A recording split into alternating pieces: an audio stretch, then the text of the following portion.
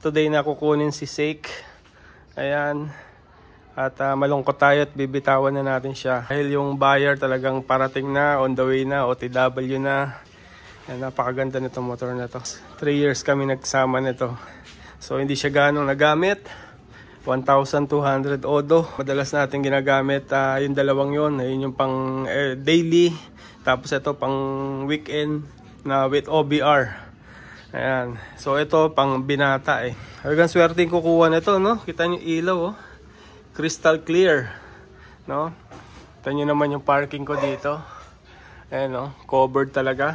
Never to naarawan. Intact talaga yung mga decals. Kita nyo yung gulong, oh. Kita nyo yung mga spike. Ayan, no? Kita pa rin yung mga spike, di ba? Kita nyo yung green, no? Kitang-kita pa rin, di ba? Engine na to, makina na to, talagang solid.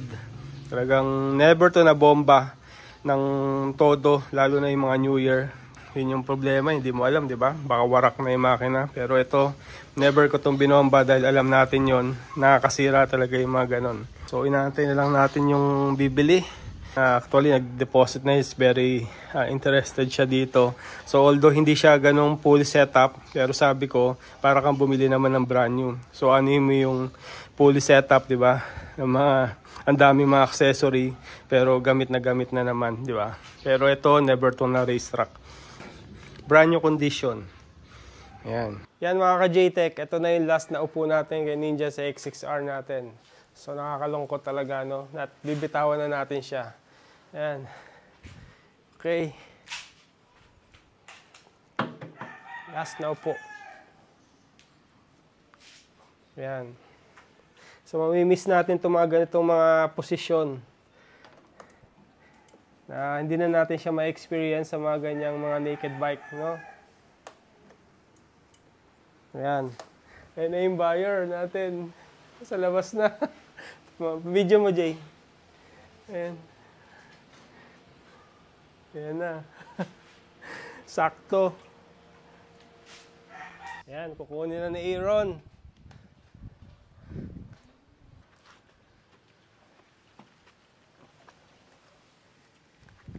Pwede mo ikot dyan.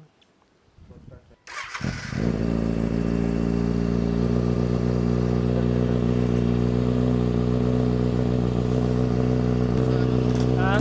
Hindi sobrang ingay. Oh, pagka at least yung idle niya, hindi ganong kaingay. Pagka ano mo siya, ni-rev bomb mo, doon malakas. Kaya yun yung pinili kong pipe. Kasi ganun lang yung ano niya, yung tunog niya. Yan din nakakahiya sa ano, kapitbahay. Ang ano to sir, 60 degrees? Oo. Dito? Ha? Yung temperature? 60. Kailangan mag-abot muna siya ng 60 bago mo ano, bago mo i-rev bomb. Kaya pag umabot ng 60, yung gas niya napuno pa. Kasi may plan nga ako nitong ano, i-biyahe ng Nueva Ecija, kaya ano yan, mga laging puno yan, pero wala eh. Hindi na nangyari, hindi na natupad. Sa Kibyang Tunnel, dami naglalaro na to. Yan, pwede na yan. Para CB lang yan. Sub-sub nga lang. Bagay na bagay, oh. Oh?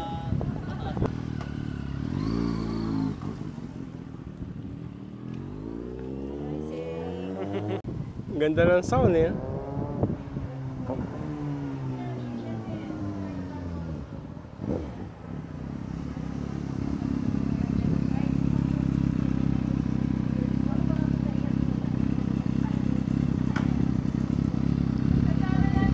Ganda.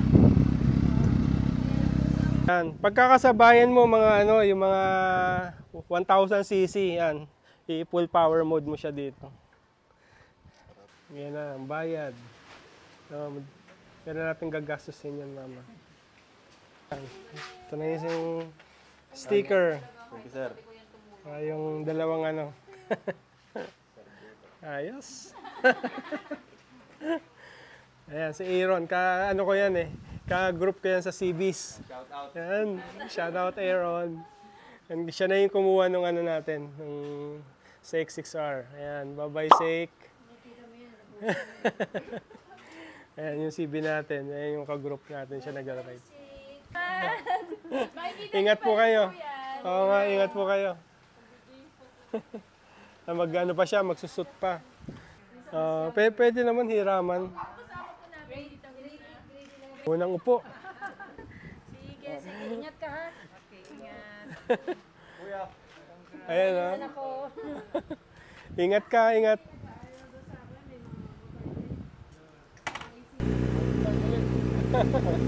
Bagay yung helmet mo. Oh. Carbon. Yan, ingat.